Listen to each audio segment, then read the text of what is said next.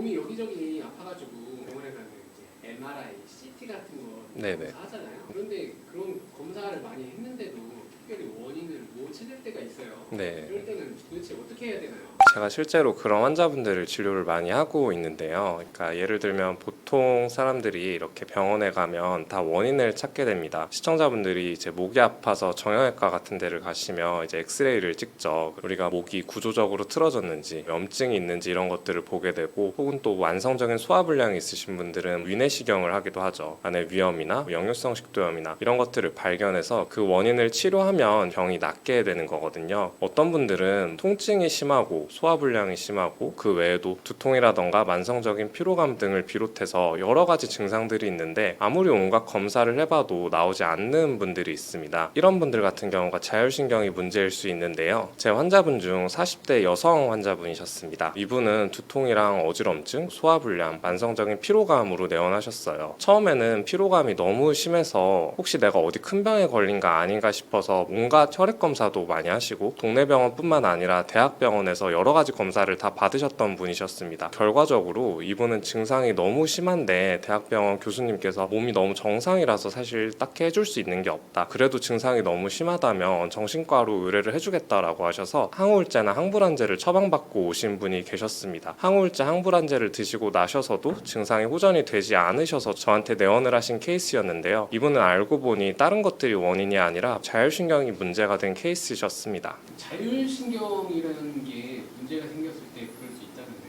자율신경 문제가 되는 그런 걸 뭐라고 하나요? 자율신경 실조증이라는 질환이 있는데요. 자율신경 실조증을 알기 위해서는 자율신경이 뭔지 알아야 합니다. 자율신경이란 마치 자율주행 자동차처럼 우리 몸에 자동적으로 조절되는 시스템입니다. 예를 들어서 여러분이 밥을 먹고 나서 소화를 시킬 때 의식적으로 내가 소화를 해야겠다라고 해서 소화를 하지 않죠. 혹은 지금 제 심장도 뛰고 있고 시청자분들의 심장도 계속 운동을 하고 있을 텐데 이런 것 역시 우리가 의식적으로 조절하지 않아도 스스로 알아서 작동을 하고 있습니다. 이 외에도 체온 조절, 호흡 등을 비롯해서 생명을 유지하기 위해서 필수적으로 작용해야 되는 기능들을 자동적으로 조절해주는 걸 자율신경이라고 합니다. 자율신경에는 두 가지가 있어요. 교감신경과 부교감신경입니다. 교감신경은 우리 몸이 긴장할 때, 스트레스를 받을 때 발생되는 신경인데요. 예를 들면 시험을 앞둔 수험생 분들이나 면접을 앞둔 취업 준비생 분들 혹은 이렇게 중요한 일을 앞두고 있을 때 교감신경계가 활성화돼서 몸을 좀 흥분시키고 각성시키게 됩니다. 반대로 부교감신경은 우리 몸을 이완시키는 신경이에요. 밥을 먹고 소화를 할 때, 우리가 휴식을 취할 때, 잠을 잘 때 나오는 신경입니다. 교감신경과 부교감신경은 어느 것이 좋고 나쁘고 이런 개념이 아니고요. 교감신경과 부교감신경이 모두 적절히 밸런스를 이루는 게 가장 좋은 상태이거든요. 그래서 건강하신 분들은 이렇게 자율신경 검사를 해보면 교감신경과 부교감신경이 1대1로 밸런스를 이루고 있습니다. 그런데 자율신경 실조증이 있으신 분들은 어떤 원인에 의해서 교감신경과 부교감신경이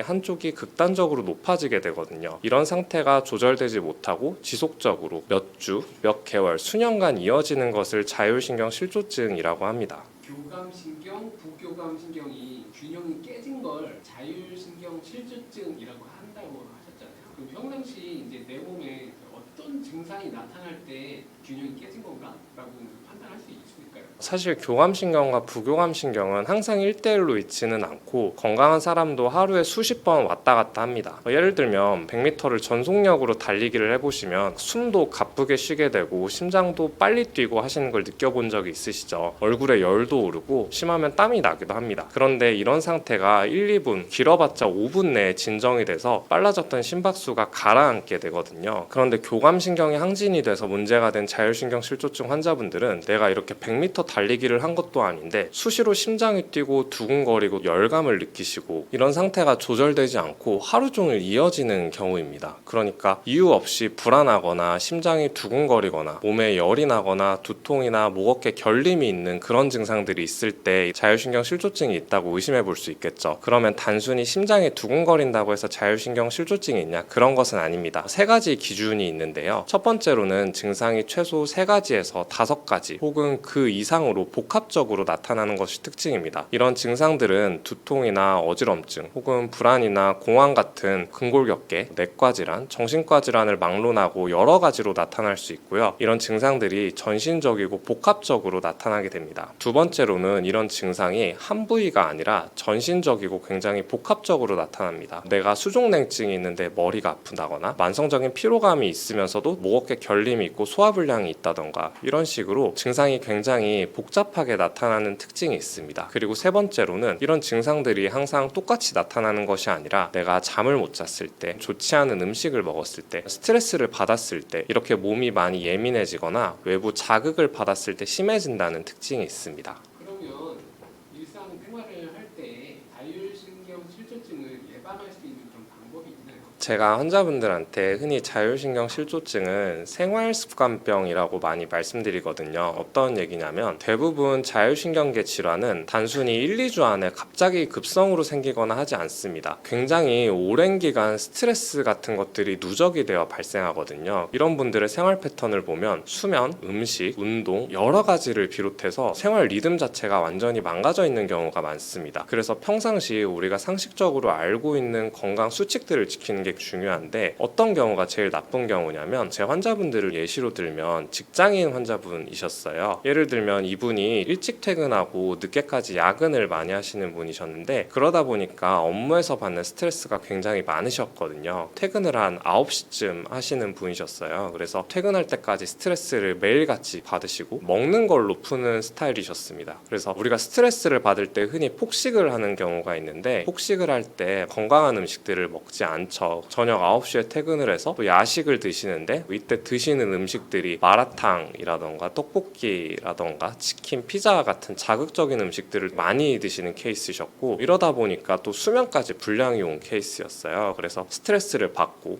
그게 폭식으로 이어지고 다시 수면 불량으로 이어지고 그 상태에서 다음날 다시 스트레스를 받는 이런 케이스셨거든요. 기본적으로 이렇게 일상생활 리듬 자체가 깨졌을 때 자율신경 실조증이 많이 나타납니다. 평상시에 규칙적으로 식사를 하시는 것, 저녁 10시에서 12시 사이에 잠드는 것, 스트레스를 먹는 거나 술, 담배 같은 걸로 풀지 말고 운동이라던가 사회관계라던가 이런 식으로 잘 풀어내는 것, 평상시 스트레스나 외부 자극을 조절하는 게 굉장히 중요합니다. 자율신경 실조증 환자들이 평소에 먹으면 안 되거나 절제를 해야 될 음식들이 따로 있을까요? 시청자분들이 흔히 드시고 계시면서 건강에 아무 상관이 없을 거야 라고 하는 음식이 있어요. 바로 제로 콜라인데요. 제로 콜라뿐만 아니라 다른 제로 음식들이 포함이 됩니다. 왜냐하면 자율신경 실조증은 쉽게 표현하면 내 몸이 너무 긴장이 되고 예민해지고 각성이 돼서 발생하는 질환이거든요. 그런데 대부분 시중에서 판매하는 제로 음식들에 들어가는 대체당은 아스파탐이라는 합성 화합물을 사용합니다. 이 아스파탐의 특징은 중독성이 굉장히 강하고 중추신경계를 흥분시키는 특징이 있어요. 실제로 설탕보다 200배에서 300배 정도 강한 단맛을 내는 것으로 알려져 있고 일부 우울증 환자분들이나 불안장애와 같은 정신과 질환이 있으신 분들에게도 이런 제로 음식을 권고하지 않고 있습니다. 자율신경도 마찬가지로 아스파탐을 계속 섭취하게 되면 몸이 각성이 되거든요. 칼로리는 없지만 몸을 지속적으로 흥분시켜서 자율신경계를 서서히 무너뜨리게 됩니다. 그래서 요즘 많이 말씀드리는 게 제로 음식을 끊으라고 얘기를 드리고 있어요. 자율신경이 안정화되는데 도움이 되는 음식도 따로 있나요? 제가 자율신경을 안정화시키는 아주 가성비가 좋은 음식 하나와 정말 효과가 좋은 고가의 약재를 하나씩 설명해 드릴게요. 먼저 가성비가 좋은 음식으로는 계피가 있습니다. 계피의 주성분은 신라말데하이드인데요. 이 성분 덕분에 계피 특유의 향과 맛이 납니다. 그래서 호불호가 좀 갈리곤 하죠. 계피는 기본적으로 따뜻한 성질을 가지고 있어서 특히 몸이 차거나 순환이 잘 되지 않아서 생기는 자율신경 증상에 굉장히 효과적입니다. 예를 들면 손발이 차거나 소화가 잘 안 되는 사람, 긴장을 하면 배가 아프고 몸이 자주 뭉치는 사람에게 아주 적합해요. 왜냐하면 계피의 신라말데하이드 성분이 혈관을 부드럽게 확장을 시켜서 말초 혈류를 개선시켜주고 위장간의 긴장을 풀어서 소화 기능도 부드럽게 만들어주기 때문입니다. 이건 마치 얼어붙은 겨울방에 따뜻한 난로를 켜주는 것처럼 몸 안에 따뜻한 기운이 돌게 해서 자율신경의 긴장을 내려주고요. 기본적으로 계피를 드시는 방법이 여러 가지가 있지만 가장 쉽게 복용할 수 있는 건 차로 드시는 거고요. 따뜻하게 드시는 게 좋습니다. 하루 한 잔 정도 이렇게 계피차를 드시는 것만으로도 속도 편안해지고 몸이 전반적으로 풀어지고 이완되는 느낌을 받을 수 있습니다. 물론 열이 일부 많으신 체질을 가지신 분들, 한의학적으로 소양인 분들이 해당되고요. 얼굴이 자주 붉어지고 혹은 변비가 있으신 분들은 과량 복용하게 되면 주의가 필요하기 때문에 이 점을 기억해 주시면 좋습니다. 두 번째로는 사양이 있습니다. 사양은 사양노루라는 동물의 생식선에서 채취한 분비물인데요. 이 분비물을 건조해서 가루 형태로 가공해서 약재로 사용됩니다. 이게 엄청 희귀하고 채취도 어려운 재료거든요. 그래서 오래전부터 귀한 약재로 취급되어 왔습니다. 실제로 조선시대 의서인 동의보감에서도 정신을 깨우고 혼수 상태나 기절, 중풍, 열성, 경련 등 위급한 질환에 사용하는 대표적인 약으로 기록되어 있습니다. 사양의 주성분은 무스콘이라고 하는 성분인데요. 무스콘은 뇌와 중추신경계에 직접적으로 자극을 해서 미세 혈류순환을 좋게 만들고 뇌 순환을 개선시키면서 일부에서는 항염 효과와 진통 효과도 보고된 바가 있습니다. 그래서 이 성분은 자율신경의 균형이 무너져서 신체가 전반적으로 가라앉았을 때, 즉 사람이 마치 번아웃이 된 것처럼 기운이 다 빠져서 일상생활이 도저히 힘들 때 아주 효과적인 약재입니다. 한의원에서 쓰이는 대표적인 기력을 보하는 공진단이라는 약을 다들 한 번씩 들어보셨죠? 공진단이 가격이 비싼 이유도 바로 이 사양이 들어가기 때문입니다. 또 시험을 앞두거나 긴장할 때 우황청심원을 복용해 보신 적이 있으실 텐데요. 우황청심원에도 사양이 일부 들어갑니다. 그래서 신경을 안정화시키는 작용이 있기 때문에 마음이 좀 가라앉고 차분하게 되거든요. 그래서 이처럼 사양은 단순히 약재로 쓰이는 게 아니라 실제 양리학적으로도 자율신경의 흐름을 다시 소통시켜주는 강력한 수단이 될 수 있습니다. 다만 사양은 일반인 분들이 구하는 게 사실상 불가능해요. 왜냐하면 우리가 자연에서 얻는 천연 사양은 국제적인 보호종으로 분류된 사양 노루에서 채취되기 때문에 수입과 유통, 사용되는데 엄격한 국제적인 규제가 적용되기 때문입니다. 인터넷에 사양이라고 치면 쇼핑몰 같은데 일부 나오긴 하거든요. 그런데 이게 정식 수입품이 아닌 경우에는 밀수입이거나 아니면 불법적으로 유통되는 제품일 수도 있어서 위험할 수 있기 때문에 반드시 정식으로 수입된 한의원에서 한약이라던가 공진단과 같은 처방약으로 드셔야 안전합니다. 요즘에 영양제를 많이들 드시는데 건강에 도움이 되는 게 맞아요?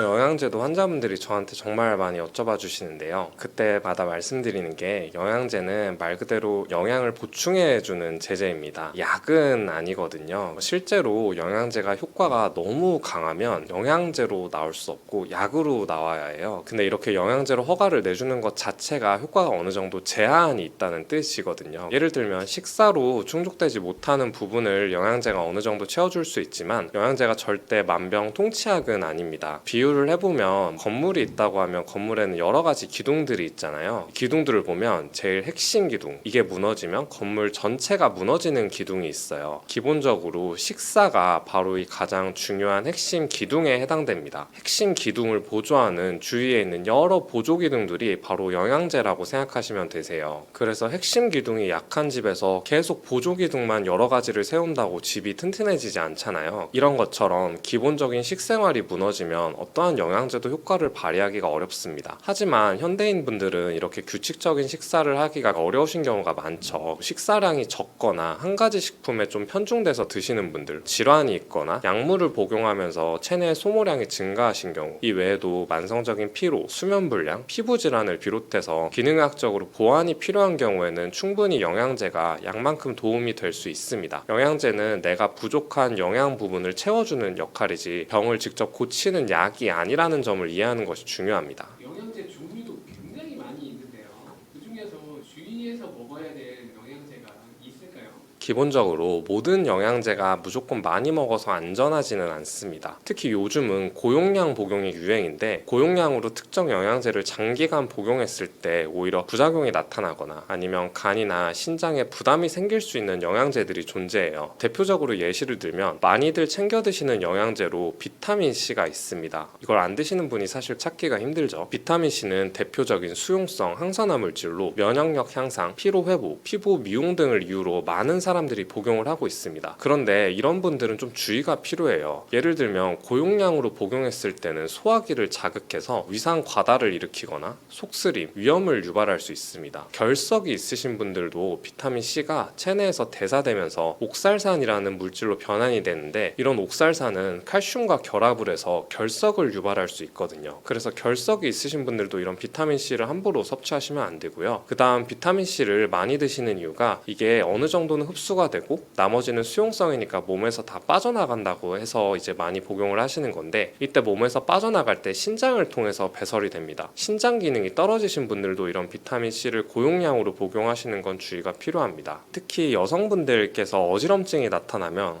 이게 내가 빈혈이 있나? 라고 해서 흔히 철분 보충제를 섭취하곤 하시죠. 일단 어지럽다고 해서 무조건 어지럼증의 원인이 빈혈만 있는 게 아니고요. 빈혈의 원인은 철분 결핍 말고도 다양한 원인이 있습니다. 그래서 단순히 어지러워서 철분 보충제를 섭취하다가 철분 과잉이 되면 소화불량, 변비, 구토, 심한 경우에는 간 손상이나 심장 문제를 일으킬 수 있습니다. 철분 과다증은 체내 산화 스트레스를 증가시켜서 오히려 노화를 촉진하고 건강에 해로울 수 있거든요. 영양제를 먹을 때 욱이 된다거나 영양제를 절대 먹으면 안 되는 그런 사람들도 있나요? 본인 생활 습관을 먼저 살펴보시면 좋습니다. 어떤 사람에게는 약이 될 수 있지만 다른 사람에게는 독이 될 수도 있는데요. 예를 들면 비타민 E는 항산화제로 알려져 있죠. 그래서 이런 항산화제를 복용함으로써 세포의 손상을 방지하고 노화를 예방하는 목적으로 많이들 복용하시는데요. 그런데 이 항산화 물질이라는 것의 원리를 생각해 보면 우리 몸이 활동을 좀 많이 하게 되면 활동을 통해서 나온 대사 물질이 있습니다. 바로 활성산소라는 물질인데요. 활성산소는 비유를 해보면 자동차가 기름을 먹고 엔진을 돌리고 나서 나머지 배출되는 매연과 같거든요. 이런 항산화제들이 매연과 같은 활성산소를 청소를 한다고 생각을 하시면 됩니다. 기본적으로 활동을 좀 많이 하시는 분들이 활성산소가 많이 나와서 이런 항산화제를 복용하면 본래 이 항산화 물질의 효과를 볼 수 있겠죠. 그런데 내가 활동을 전혀 안 한다, 하루 거의 24시간 집에만 있는다, 운동을 전혀 안 한다, 이러신 분들은 오히려 비타민 E와 같은 항산화제를 고용량으로 드셨을 때 실제 일부 연구에서는 암을 유발한다는 결과도 있습니다. 활동을 굳이 안 하시는 분들은 이런 항산화제를 챙겨 드실 필요가 없고요. 시력 건강이나 아니면 피부 건강을 위해서 비타민 A를 많이 챙겨 드십니다. 그런데 담배를 피시는 흡연자분들의 경우 비타민 A를 섭취한 사람들이 섭취를 그냥 안 한 사람에 비해서 폐암의 발병률이 17% 증가하고 사망률도 8%나 증가했다는 연구도 있고요. 이런 데이터들이 실제로 계속 나오다 보니까 영국의 비타민 미네랄 전문가 위원회라는 곳이 있는데, 이 위원회에서 비타민 A의 전구체인 베타카로틴에 대해서 흡연자분들은 장기 복용을 하지 않는 것이 좋다고 권고를 드리고 있습니다. 보통 비타민 A는 일반적으로 세포의 성장과 분화에 관여하면서 비정상적인 세포 증식을 억제해서 항암 효과에 기여하는 것으로 알려져 있는데, 흡연은 폐에서 강한 산화 스트레스를 유발해서 암 관련한 유전자를 발현하는 것으로 추정이 되고 있습니다. 혈액순환이 잘 안 되시는 분들이 오메가3를 많이 드시죠. 특히 현대인 분들은 오메가3를 식품으로 섭취하는 비율이 굉장히 적기 때문에 적정량으로 보충제로 드시는 것은 굉장히 권장됩니다. 그런데 내가 수술을 앞두고 있다면 이런 오메가3를 단기간 중지해야 되거든요. 왜냐하면 수술뿐만 아니라 내가 출혈 위험이 높아졌을 때는 혈류순환을 개선하는 영양제가 오히려 실혈이나 출혈 위험을 높일 수 있기 때문에 내가 처한 생활 환경이나 상태 등을 고려해서 영양제를 드시는 게 중요합니다. 그러면 나에게 맞는 영양제를 고르는 방법도 있을까요?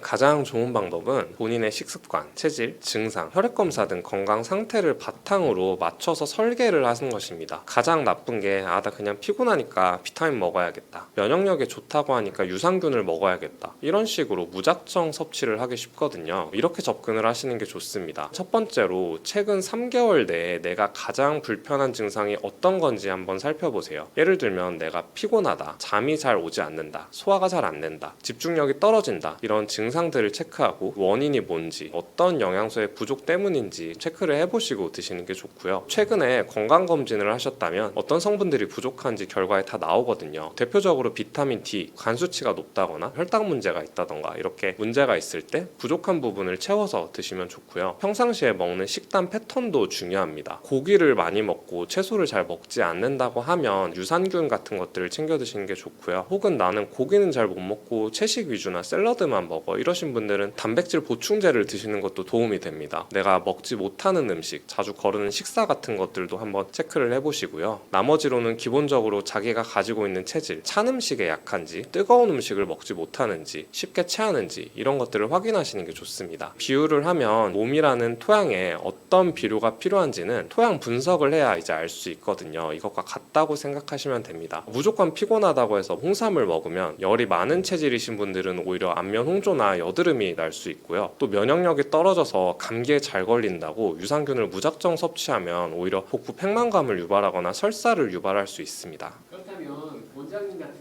의학적 지식이 많으신 분들이 꼭 챙겨 드시는 영양제나 효과적으로 먹을 수 있는 특별한 방법들이 있나요? 의학계 종사자분들은 기본적으로 자신의 생활 환경이나 스트레스 수준을 고려해서 영양제를 선택하시는 것 같아요. 이때 중요한 건 절대 영양제를 중심에 두지 않고 나의 빈틈을 메우는 보조제로 쓴다는 것입니다. 생활 습관이 어떤 것들이 부족할 때 이걸 받쳐주는 버팀목 정도로 생각을 하고요. 기본적으로 내가 약도 잘 안 먹고 생활 습관도 너무 안 좋은데 이걸 다 영양제로 커버를 하겠다, 이러지는 않는 것 같아요. 제가 실제로 어떤 증상이 있을 때 먹는 영양제 예시를 소개해드리면, 스트레스를 좀 많이 받거나 신경이 예민해지거나 할 때는 비타민 B군, 마그네슘을 좀 같이 드시면 스트레스가 많고 쉽게 화가 나고 흥분을 하고 이럴 때 신경을 진정시키는 효과가 있어서 권유를 드리고 있고요. 면역력이 떨어졌을 때는 저용량의 비타민 C와 적절한 유산균 섭취를 병행을 하는 편입니다. 면역력이 떨어졌을 때 감기에 잘 걸리거나 구내염, 잔병 치레를 잘 하시는 분들은 장내 미생물 상태가 굉장히 중요하거든요. 요즘은 장내축 이론이라는 게 있어서 장의 건강이 면역의 70%를 좀 차지한다고 합니다. 이런 분들은 유산균을 드시면서 또 기본적으로 비타민 C를 드시는 걸 추천드리고요. 피로감이 너무 심하다, 도저히 일상생활이 되지 않는다, 이 정도까지 가신 분들은 고용량 비타민 C 그리고 코엔자임 Q10 이 조합을 추천드립니다. 피로가 누적됐을 때는 세포의 에너지 공장인 미토콘드리아를 활성화하는 영양소를 추가하는데 이 역할을 바로 CoQ10이 심혈관계에 부담을 줄이면서 회복력을 높이는 데 도움을 주거든요. 특별히 신장이 약하거나 결석이 있거나 이러지 않으신 분들은 메가도스 요법이라고 하는 비타민 C를 고용량으로 드시는 방법도 추천을 드립니다. 마지막으로 노화를 방지하고 항산화 작용을 하는 영양제로 오메가3를 추천드리는데, 오메가3는 혈류 개선, 또 염증 완화, 뇌기능 개선까지 굉장히 넓은 범위로 작용을 해요. 이 영양제는 의학적으로 완전히 맞는 설명은 아니지만 쉽게 생각해서 다른 영양제가 내 몸에 잘 흡수될 수 있도록 돕는 기본 밑바탕이 되는 영양제라고 생각하시면 됩니다. 다른 영양제를 드실 때 꼭 이 오메가3를 드시라고 많이 추천을 드리고 있고요. 또 추가적으로 같은 영양제를 먹어도 어떻게 해야 더 효과적으로 먹을 수 있냐, 기본적으로 내가 공복 때 먹어야 되는 것과 식사 후에 먹어야 되는 것을 나눠서 먹고요. 유산균 같은 경우는 공복에 드시는 걸 추천드리고, 비타민 C 같은 경우 식사를 하시고 드시는 걸 추천드립니다. 비타민 A, D, E, K와 같은 지용성 비타민도 식사를 하고 드시는 걸 추천해드리고요. 같이 먹었을 때 흡수율이 떨어지는 것들도 있는데, 대표적으로 철분이나 칼슘 등은 같이 섭취를 하면 서로 간섭이 일어나서 흡수가 잘 되지 않거든요. 기본적으로 시간 차이를 두고 드시는 게 좋습니다. 영양제를 5가지 이상 많이 드시는 분들은 기본적으로 따로따로 드시는 게 좋아요. 너무 어렵다고 하시면 2개, 2개, 1개, 2개, 3개 이런 식으로 나눠 드시고 5개를 한 번에 먹고 이러면 먹는 만큼 흡수를 하지는 않습니다. 그런 점들을 기억하시면 좋고요. 그 다음으로 영양제를 무조건 많이 먹기보다는 꾸준히 섭취하는 걸 중요하게 생각하는 것 같아요. 기본적으로 어떤 걸 먹기 시작했을 때는 한 3개월 정도는 좀 복용을 해보고, 복용을 한 뒤에 일단 잠깐 멈춰보고 이걸 복용함으로써 내가 원하는 증상이 얼마나 개선이 되었는가 이런 것들을 판단을 합니다. 증상이 잘 개선이 되었다고 하면 복용을 좀 이어가도록 하고, 만약 부작용이 있거나 생각만큼 증상이 개선이 잘 안 되었다고 하면 다른 부족한 영양소나 원인을 찾아보고 그런 식으로 하는 것 같아요. 마지막으로 제품을 고를 때도 팁이 있는데, 요즘은 영양제 제품들이 워낙 많아서 복합 제제가 많거든요. 예를 들면 한 영양제 안에 비타민 C도 들어있고 비타민 B도 들어있고 여러 가지가 섞여 있는 경우가 있습니다. 종합 비타민이 대표적인 예시죠. 이런 복합 제제 같은 경우는 원하는 만큼 충분한 용량이 들어있지 않은 경우가 많거든요. 기본적으로 권장드리는 건 내가 부족한 단일 영양소, 단일제인 제품을 드시는 걸 추천드립니다. 요즘에 다이어트 열풍이 일고 있는데, 나이가 많이 드신 분들도 마찬가지고 젊은 사람도 마찬가지고 운동을 해야 된다, 식단 조절을 해야 된다 의견이 많은 것 같아요. 운동하고 식단 둘의 의견이 이제 팽팽한 것 같은데 어떤 걸 신경 써야 될까요? 다이어트 할 때 운동이랑 식단 뭐가 중요하냐고 여쭤보시면 극단적으로 식단만 하셔도 다이어트는 가능합니다. 운동이 중요하지 않다는 건 아닌데 살을 뺄 때는 식단이 좀 더 중요한 면이 있고 운동은 단순히 살을 빼는 것과는 좀 다른 작용을 하거든요. 체중을 감소하는 데 중점을 둔다고 하면 식단과 운동은 9대1 정도 비율이 된다고 생각하시면 됩니다. 예를 들면 300칼로리 정도를 우리가 빼야 된다고 생각을 할게요. 1시간 동안 계속 내가 달리기를 하면 그때 빠지는 칼로리의 양이 300 정도 되거든요. 이걸 음식으로 치환을 했을 때 300칼로리는 약 밥 한 공기 분량에 해당이 됩니다. 그래서 이걸 가성비로 따져보면 내가 1시간을 죽어라 달리기를 하는 것과 밥 한 공기를 덜 먹는 것 어느 것이 더 쉬울까 생각해 보시면 되거든요. 대부분의 사람들은 사실 그냥 밥 한 공기를 안 먹는 게 훨씬 더 가성비가 좋다는 걸 알고 계실 겁니다. 단순히 이렇게 밥 한 공기랑 달리기 말고도 다른 운동과 식사를 비교해 봤을 때 운동으로 내가 먹은 것만큼 뺀다는 게 쉽지 않거든요. 우리 몸이 가진 체력의 한계도 있습니다. 기본적으로 살을 뺄 때는 식단이 훨씬 더 중요하다고 생각을 하시면 됩니다. 나는 물만 먹어도 살쪄. 이런 사람들이 있어요. 정말 그런 사람들이 있어요. 물만 먹어도 살이 찐다고 하시는 분들이 있죠. 이런 분들이 이런 얘기를 하면 친구들이나 주위 사람들한테 핑계대지 말라고 꾸중도 많이 받고 그러시는 것 같습니다. 실제 생리학적으로 물만 먹어도 살이 찌는 체질인 분들이 있습니다. 어떤 경우냐면 우리 몸에는 기초 대사량이라고 하는 게 있어요. 이건 사람마다 다양한데 체성분 검사 같은 걸 해보면 내 몸의 기초 대사량이 계산이 돼서 어느 정도 나오거든요. 쉽게 생각하면 내가 하루 종일 어떤 활동을 하지 않고 가만히 숨만 쉬어도 소모되는 칼로리라고 보면 됩니다. 그런데 이 기초 대사량은 평균적인 수치가 있긴 하지만 사람마다 범위가 크거든요. 기초 대사량이 높은 사람은 특별히 운동이나 식단 제한을 하지 않아도 기본적으로 활동량이 많기 때문에 뭔가를 섭취했을 때 이걸 많이 씁니다. 그러니까 이런 분들은 내가 음식을 좀 많이 먹어도 이걸 곧바로 에너지로 쓰고 저장하는 양이 적은 거죠. 반대로 기초 대사량이 낮은 분들은 가만히 숨만 쉬어도 소모하는 에너지량도 적고 또 외부에서 음식물을 섭취했을 때 에너지로 전환하는 능력이 떨어지게 됩니다. 그 음식을 먹고 이걸 에너지로 전환해서 사용하는 게 아니라 먹는 족족 다 지방으로 저장을 시키는 거거든요. 그래서 실제 몸 자체가 에너지를 좀 많이 쓰시는 분들과 적게 쓰시는 분들이 나뉘어져 있고요. 한의학적으로도 태음인 체질인 분들이 이 체질에 해당이 되시는데 태음인은 흡수하는 능력이 강하고 발산하는 능력이 약하다라고 의사에 표현되어 있습니다. 쉽게 표현해서 잘 먹는데 많이 쓰지 못한다는 뜻이에요. 다이어트 한약을 많이들 드시는데 다이어트 한약에 들어가는 많은 한약재들이 실제로 태음인 약재에 해당되는 경우가 많습니다. 그래서 이런 분들이 굳이 물이 아니더라도 똑같은 음식을 먹었을 때 다른 사람에 비해서 지방으로 전환되는 비율도 높고 또 이 에너지를 쓰는 양도 적다 보니까 똑같은 걸 먹어도 살이 더 찌는 분들이 실제로 계시는 거죠. 이런 체질이 되면 정말 좋을 것 같은데 살이 잘 빠지는 체질 있잖아요. 그런 체질로 바꿀 수 있을까요? 실제로 가능합니다. 체질을 바꾸는 법을 알기 위해서는 후성유전학이라는 개념을 알아야 하는데요. 한 연구에서 쌍둥이를 대상으로 조사를 했습니다. 이 쌍둥이는 유전적으로 완전히 동일해요. 두 쌍둥이 다 살이 잘 찌는 체질인 유전자를 가지고 있습니다. 그런데 한 쌍둥이는 생활 습관을 바르게 가져가면서 식단도 어느 정도 조절을 하고 평상시 운동이나 활동도 많이 하면서 생활 환경을 가져갔고 다른 쌍둥이는 움직이지도 않고 운동도 잘 안 하고 고칼로리 음식을 많이 섭취하고 이런 식으로 5년, 10년 이상 장기간 다른 생활 환경을 살게 하면서 그 결과를 추적한 연구가 있어요. 결과를 봐보니까 같은 유전자를 가졌음에도 불구하고 좋은 생활 습관을 가지고 운동도 좀 꾸준히 하고 이랬던 쌍둥이는 살이 잘 찌는 유전자를 가지고 있음에도 정상적인 체중을 가져간 반면에 다른 생활 습관도 좋지 않고 폭식을 하고 운동도 잘 하지 않은 쌍둥이는 과체중, 비만이 됐다는 연구 결과가 있습니다. 즉 같은 유전자를 가지고 있어도 어떤 생활 환경을 가느냐에 따라서 이 유전자가 발현이 될지 안 될지를 결정할 수 있다는 거죠. 그러면 내가 어떻게 하면 이 유전자의 스위치를 끄고 켜는 걸 조절할 수 있냐? 그걸 하는 역할이 바로 운동이라고 생각하시면 됩니다. 우리 몸에는 항상성이라는 게 있어서 움직이지 않고 쉬려고 하면 우리 몸의 세포들이 우리 몸은 그냥 잘 움직이지 않나 보다. 밥을 먹으면 그냥 에너지를 저장해야겠다. 이런 식으로 인식을 하게 되면서 그냥 움직이지 않는 몸으로 점점 변화가 되어 갑니다. 정기적으로 운동을 하고 활동을 하게 되면 언제든 운동을 할 때 필요한 에너지를 전환하려고 세팅을 해놓게 돼요. 실제로 원래는 음식을 먹고 나서 이걸 에너지로 전환하는 능력이 떨어지는데 계속 몸이 활동을 하고 운동을 하다 보면 몸이 점점 운동을 하는 사람의 몸으로 바뀌어 갑니다. 그 과정에서 살이 잘 찌는 체질에서 잘 찌지 않는 체질로 변화가 되어가는 것이죠. 다이어트를 할 때 운동은 이런 체질을 바꾸는 역할을 한다고 생각하시면 됩니다. 아침에 뭘 먹어야 된다, 말아야 된다 이런 얘기가 있는 것 같은데요.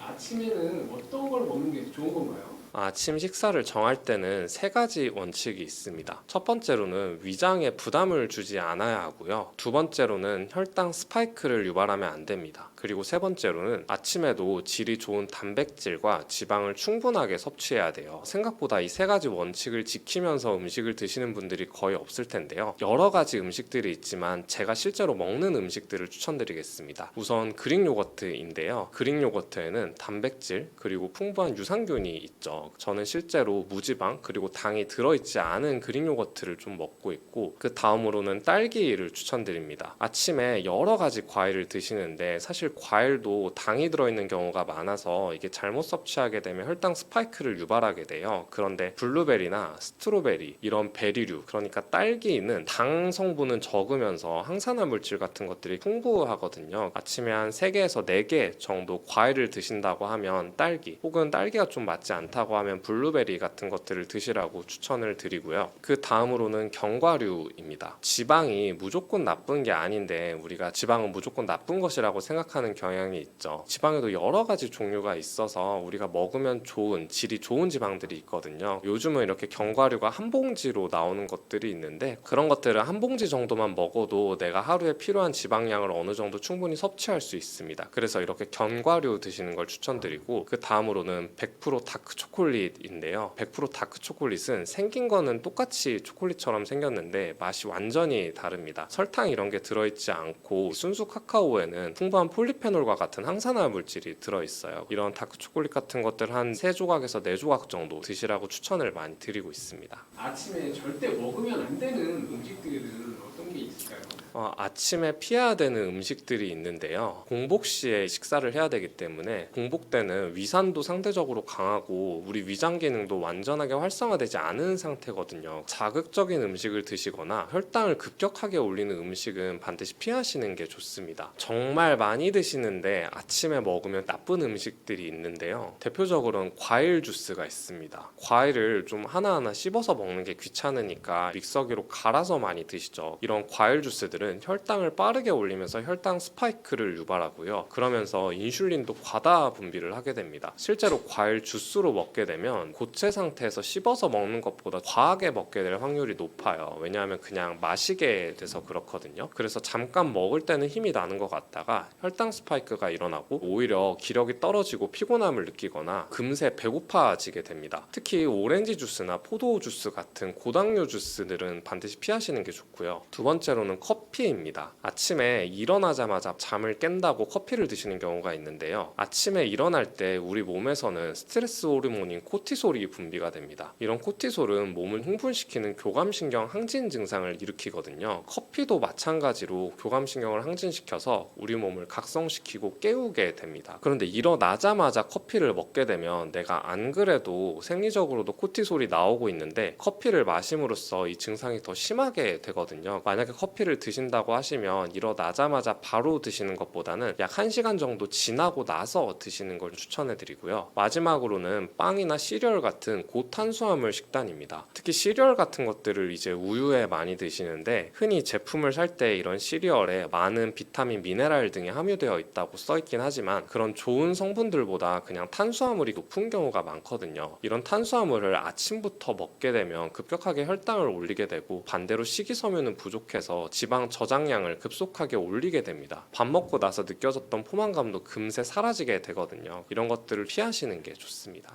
요즘에 간헐적 단식이나 일정 시간 공복을 유지해야 된다 그런 말들이 굉장히 많이 들리는데요. 아침 시간에 공복을 유지하는 것과 저녁 시간에 공복을 유지하는 것 둘 중에 어떤 게 더 효과적일까요? 대부분의 사람들에게는 저녁 시간에 공복을 유지하는 게 더 효과적이라고 생각을 하시면 됩니다. 공복을 할 때 여러 가지 장점이 있어요. 시간 따라서 나타나는 변화가 좀 있는데 12시간 정도 공복을 했을 때는 혈당이랑 인슐린이 감소를 하게 되거든요. 우리가 식사를 하기 전 수준과 비슷한 수준까지 떨어지게 됩니다. 지방 연소가 시작이 되는데 간에 저장된 글리코겐이 소모되면서 지방 분해가 점차적으로 활성화됩니다. 기본적으로는 저녁에 공복을 유지하는 걸 더 추천드리는데요. 여기에는 몇 가지 현실적인 이유가 있습니다. 아침에 공복을 할 때와 저녁에 공복을 했을 때 각각 아침 저녁 간헐적 단식에는 장점과 단점이 있는데요. 처음 이 간헐적 단식을 하시게 되면 사실 좀 굉장히 힘들어요. 왜냐하면 간헐적 단식은 보통 최소 12시간에서 16시간 정도 유지를 하라고 말씀을 드리거든요. 왜냐하면 12시간 정도 단식을 했을 때 인슐린 수치와 혈당 수치가 식사를 하기 전 상태까지 떨어지게 됩니다. 여기서 사실 좀 더 해야 되거든요. 16시간 정도 공복 시간을 가져갔을 때 우리 몸에서 오토파지라고 하는 현상이 일어납니다. 이게 뭐냐면 우리 몸은 평상시에도 많은 대사 활동을 걸쳐서 죽은 세포들이 발생을 하거든요. 죽은 세포들이 계속 쌓이게 되면 만성적으로 염증을 일으키고 이런 세포들 중에서 돌연변이가 일어나서 암을 유발하기도 합니다. 공복 시간을 16시간 정도 가져가게 되면 이런 죽은 세포들을 깨끗하게 청소하는 작용인 오토파지가 일어나게 돼요. 궁극적으로는 16시간까지 단식을 해야 되는데 실제 요즘 현대인들의 삶의 패턴을 보면 거의 뭘 먹고 있거든요. 아침에 일어나서 간단하게 빵이나 토스트 같은 것들을 드시고 점심 전에 배고프다고 간식 같은 거를 간단히 드십니다. 점심 식사 하시고 나서도 식후에 음료수, 간식 같은 것들을 드시죠. 그리고 나서 이제 다시 저녁을 드시고 그렇게 해서 저녁 시간을 끝내거나 또 야식을 드시는 분들도 있습니다. 그러니까 쉽게 생각하면 현대인 분들은 하루 종일 거의 뭘 드시고 있는 상태인 경우가 많아요. 그래서 간헐적 단식이 이런 현대인 분들에게 도움이 많이 되는데 현실적으로 내가 직장을 다니거나 아니면 일을 할 때 공복 시간을 가져가려면 아침이나 점심 식사를 스킵해야 되고 이런 일이 발생하는데 사회생활을 하시고 이런 분들이 실제로 이렇게 하기가 좀 어렵거든요. 그래서 저녁 시간에 공복을 하면 어떤 장점이 있냐면 실제 단식을 하는 걸 시뮬레이션을 해서 예시를 들어보면 저녁 7시에서 8시 이르면 6시 전에 식사를 끝내도록 합니다. 저녁 8시에 끝났다고 가정을 해볼게요. 저녁 8시부터 단식을 시작하게 되면 11시에서 12시에 잠이 들잖아요. 우리가 잠을 잘 때 뭘 먹지는 않습니다. 다음날 8시에 기상을 한다고 가정을 했을 때 기본적으로 저녁 8시에 식사를 끝내고 나면 12시간 단식이 쉽게 되거든요. 잠들기 전까지 3시간에서 4시간 정도만 참으면 됩니다. 그래서 현실적으로 처음 간헐적 단식을 하시는 분들은 저녁 공복을 유지하시는 게 훨씬 더 달성하기가 쉽습니다. 그래서 기본적으로 저녁 공복을 좀 하라고 추천을 많이 드리고 있어요.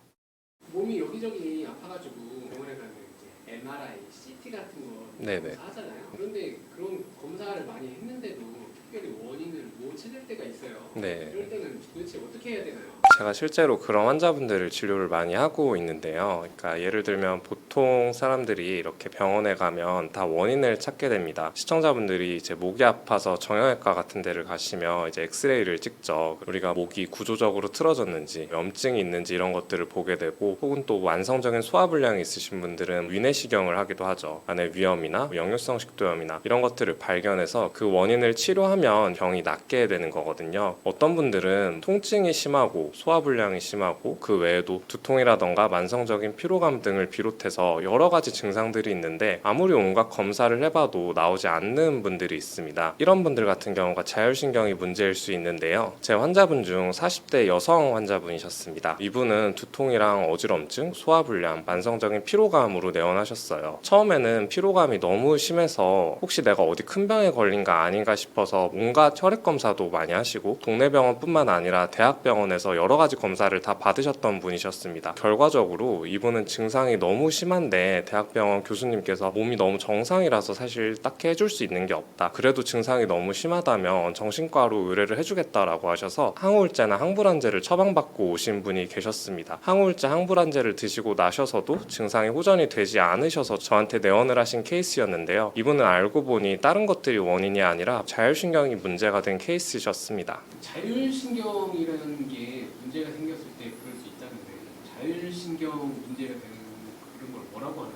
자율신경 실조증이라는 질환이 있는데요. 자율신경 실조증을 알기 위해서는 자율신경이 뭔지 알아야 합니다. 자율신경이란 마치 자율주행 자동차처럼 우리 몸에 자동적으로 조절되는 시스템입니다. 예를 들어서 여러분이 밥을 먹고 나서 소화를 시킬 때 의식적으로 내가 소화를 해야겠다라고 해서 소화를 하지 않죠. 혹은 지금 제 심장도 뛰고 있고 시청자분들의 심장도 계속 운동을 하고 있을 텐데 이런 것 역시 우리가 의식적으로 조절하지 않아도 스스로 알아서 작동을 하고 있습니다. 이 외에도 체온 조절, 호흡 등을 비롯해서 생명을 유지하기 위해서 필수적으로 작용해야 되는 기능들을 자동적으로 조절해주는 걸 자율신경이라고 합니다. 자율신경에는 두 가지가 있어요. 교감신경과 부교감신경입니다. 교감신경은 우리 몸이 긴장할 때, 스트레스를 받을 때 발생되는 신경인데요. 예를 들면 시험을 앞둔 수험생 분들이나 면접을 앞둔 취업 준비생 분들 혹은 이렇게 중요한 일을 앞두고 있을 때 교감신경계가 활성화돼서 몸을 좀 흥분시키고 각성시키게 됩니다. 반대로 부교감신경은 우리 몸을 이완시키는 신경이에요. 밥을 먹고 소화를 할 때, 우리가 휴식을 취할 때, 잠을 잘 때 나오는 신경입니다. 교감신경과 부교감신경은 어느 것이 좋고 나쁘고 이런 개념이 아니고요. 교감신경과 부교감신경이 모두 적절히 밸런스를 이루는 게 가장 좋은 상태이거든요. 그래서 건강하신 분들은 이렇게 자율신경 검사를 해보면 교감신경과 부교감신경이 1대1로 밸런스를 이루고 있습니다. 그런데 자율신경 실조증이 있으신 분들은 어떤 원인에 의해서 교감신경과 부교감신경이 한쪽이 극단적으로 높아지게 되거든요. 이런 상태가 조절되지 못하고 지속적으로 몇 주, 몇 개월, 수년간 이어지는 것을 자율신경 실조증이라고 합니다.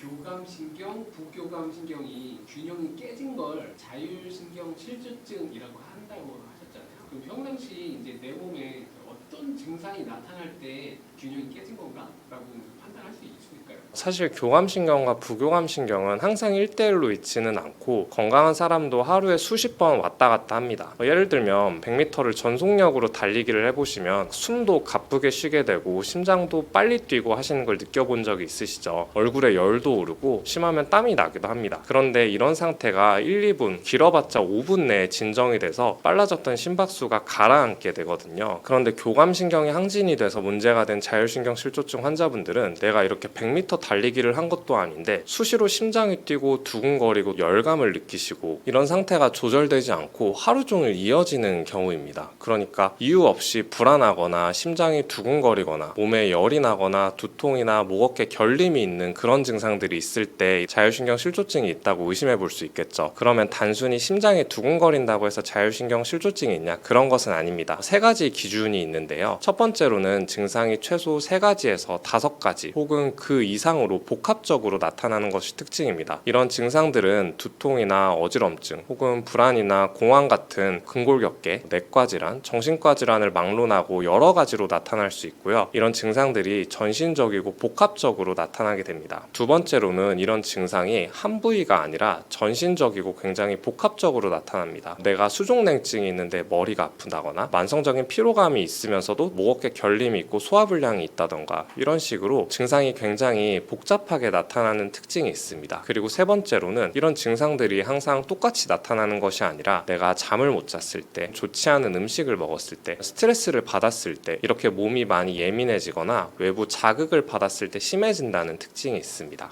그러면 일상생활을 할 때 자율신경 실조증을 예방할 수 있는 그런 방법이 있나요? 제가 환자분들한테 흔히 자율신경 실조증은 생활습관병이라고 많이 말씀드리거든요. 어떤 얘기냐면 대부분 자율신경계 질환은 단순히 1, 2주 안에 갑자기 급성으로 생기거나 하지 않습니다. 굉장히 오랜 기간 스트레스 같은 것들이 누적이 되어 발생하거든요. 이런 분들의 생활 패턴을 보면 수면, 음식, 운동 여러 가지를 비롯해서 생활 리듬 자체가 완전히 망가져 있는 경우가 많습니다. 그래서 평상시 우리가 상식적으로 알고 있는 건강 수칙들을 지키는 게 중요한데 어떤 경우가 제일 나쁜 경우냐면 제 환자분들을 예시로 들면 직장인 환자분이셨어요. 예를 들면 이분이 일찍 퇴근하고 늦게까지 야근을 많이 하시는 분이셨는데 그러다 보니까 업무에서 받는 스트레스가 굉장히 많으셨거든요. 퇴근을 한 9시쯤 하시는 분이셨어요. 그래서 퇴근할 때까지 스트레스를 매일같이 받으시고 먹는 걸로 푸는 스타일이셨습니다. 그래서 우리가 스트레스를 받을 때 흔히 폭식을 하는 경우가 있는데 폭식을 할 때 건강한 음식들을 먹지 않죠. 하셔서 저녁 9시에 퇴근을 해서 또 야식을 드시는데 이때 드시는 음식들이 마라탕이라던가 떡볶이라던가 치킨, 피자 같은 자극적인 음식들을 많이 드시는 케이스셨고, 이러다 보니까 또 수면까지 불량이 온 케이스였어요. 그래서 스트레스를 받고 그게 폭식으로 이어지고 다시 수면 불량으로 이어지고 그 상태에서 다음날 다시 스트레스를 받는 이런 케이스셨거든요. 기본적으로 이렇게 일상생활 리듬 자체가 깨졌을 때 자율신경 실조증이 많이 나타납니다. 평상시에 규칙적으로 식사를 하시는 것, 저녁 10시에서 12시 사이에 잠드는 것, 스트레스를 먹는 거나 술, 담배 같은 걸로 풀지 말고 운동이라던가 사회 관계라던가 이런 식으로 잘 풀어내는 것, 평상시 스트레스나 외부 자극을 조절하는 게 굉장히 중요합니다. 자율신경 실조증 환자들이 평소에 먹으면 안 되거나 절제를 해야 될 음식들이 따로 있을까요? 시청자분들이 흔히 드시고 계시면서 건강에 아무 상관이 없을 거야 라고 하는 음식이 있어요. 바로 제로 콜라인데요. 제로 콜라뿐만 아니라 다른 제로 음식들이 포함이 됩니다. 왜냐하면 자율신경 실조증은 쉽게 표현하면 내 몸이 너무 긴장이 되고 예민해지고 각성이 돼서 발생하는 질환이거든요. 그런데 대부분 시중에서 판매하는 제로 음식들에 들어가는 대체당은 아스파탐이라는 합성 화합물을 사용합니다. 이 아스파탐의 특징은 중독성이 굉장히 강하고 중추신경계를 흥분시키는 특징이 있어요. 실제로 설탕보다 200배에서 300배 정도 강한 단맛을 내는 것으로 알려져 있고, 일부 우울증 환자분들이나 불안장애와 같은 정신과 질환이 있으신 분들에게도 이런 제로 음식을 권고하지 않고 있습니다. 자율신경도 마찬가지로 아스파탐을 계속 섭취하게 되면 몸이 각성이 되거든요. 칼로리는 없지만 몸을 지속적으로 흥분시켜서 자율신경계를 서서히 무너뜨리게 됩니다. 그래서 요즘 많이 말씀드리는 게 제로 음식을 끊으라고 얘기를 드리고 있어요. 자율신경이 안정화되는데 도움이 되는 음식도 따로 있나요? 제가 자율신경을 안정화시키는 아주 가성비가 좋은 음식 하나와 정말 효과가 좋은 고가의 약재를 하나씩 설명해 드릴게요. 먼저 가성비가 좋은 음식으로는 계피가 있습니다. 계피의 주성분은 신나말데하이드인데요. 이 성분 덕분에 계피 특유의 향과 맛이 납니다. 그래서 호불호가 좀 갈리곤 하죠. 계피는 기본적으로 따뜻한 성질을 가지고 있어서 특히 몸이 차거나 순환이 잘 되지 않아서 생기는 자율신경 증상에 굉장히 효과적입니다. 예를 들면 손발이 차거나 소화가 잘 안 되는 사람, 긴장을 하면 배가 아프고 몸이 자주 뭉치는 사람에게 아주 적합해요. 왜냐하면 계피의 신나말데하이드 성분이 혈관을 부드럽게 확장을 시켜서 말초 혈류를 개선시켜주고 위장관의 긴장을 풀어서 소화 기능도 부드럽게 만들어주기 때문입니다. 이건 마치 얼어붙은 겨울방에 따뜻한 난로를 켜주는 것처럼 몸 안에 따뜻한 기운이 돌게 해서 자율신경의 긴장을 내려주고요. 기본적으로 계피를 드시는 방법이 여러 가지가 있지만 가장 쉽게 복용할 수 있는 건 차로 드시는 거고요. 따뜻하게 드시는 게 좋습니다. 하루 한 잔 정도 이렇게 계피차를 드시는 것만으로도 속도 편안해지고 몸이 전반적으로 풀어지고 이완되는 느낌을 받을 수 있습니다. 물론 열이 일부 많으신 체질을 가지신 분들, 한의학적으로 소양인 분들이 해당되고요. 얼굴이 자주 붉어지고 혹은 변비가 있으신 분들은 과량 복용하게 되면 주의가 필요하기 때문에 이 점을 기억해 주시면 좋습니다. 두 번째로는 사양이 있습니다. 사양은 사양노루라는 동물의 생식선에서 채취한 분비물인데요. 이 분비물을 건조해서 가루 형태로 가공해서 약재로 사용됩니다. 이게 엄청 희귀하고 채취도 어려운 재료거든요. 그래서 오래전부터 귀한 약재로 취급되어 왔습니다. 실제로 조선시대 의서인 동의보감에서도 정신을 깨우고 혼수상태나 기절, 중풍, 열성, 경련 등 위급한 질환에 사용하는 대표적인 약으로 기록되어 있습니다. 사양의 주성분은 무스코온이라고 하는 성분인데요. 무스코는 뇌와 중추신경계에 직접적으로 자극을 해서 미세 혈류순환을 좋게 만들고 뇌 순환을 개선시키면서 일부에서는 항염 효과와 진통 효과도 보고된 바가 있습니다. 그래서 이 성분은 자율신경의 균형이 무너져서 신체가 전반적으로 가라앉았을 때, 즉 사람이 마치 번아웃이 된 것처럼 기운이 다 빠져서 일상생활이 도저히 힘들 때 아주 효과적인 약재입니다. 한의원에서 쓰이는 대표적인 기력을 보하는 공진단이라는 약을 다들 한 번씩 들어보셨죠? 공진단이 가격이 비싼 이유도 바로 이 사양이 들어가기 때문입니다. 또 시험을 앞두거나 긴장할 때 우황청심원을 복용해 보신 적이 있으실 텐데요. 우황청심원에도 사양이 일부 들어갑니다. 그래서 신경을 안정화시키는 작용이 있기 때문에 마음이 좀 가라앉고 차분하게 되거든요. 그래서 이처럼 사양은 단순히 약재로 쓰이는 게 아니라 실제 양리학적으로도 자율신경의 흐름을 다시 소통시켜주는 강력한 수단이 될 수 있습니다. 다만 사양은 일반인 분들이 구하는 게 사실상 불가능해요. 왜냐하면 우리가 자연에서 얻는 천연 사양은 국제적인 보호종으로 분류된 사양 노루에서 채취되기 때문에 수입과 유통, 사용되는데 엄격한 국제적인 규제가 적용되기 때문입니다. 인터넷에 사양이라고 치면 쇼핑몰 같은 데 일부 나오긴 하거든요. 그런데 이게 정식 수입품이 아닌 경우에는 밀수입이거나 아니면 불법적으로 유통되는 제품일 수도 있어서 위험할 수 있기 때문에 반드시 정식으로 수입된 한의원에서 한약이라던가 공진단과 같은 처방약으로 드셔야 안전합니다.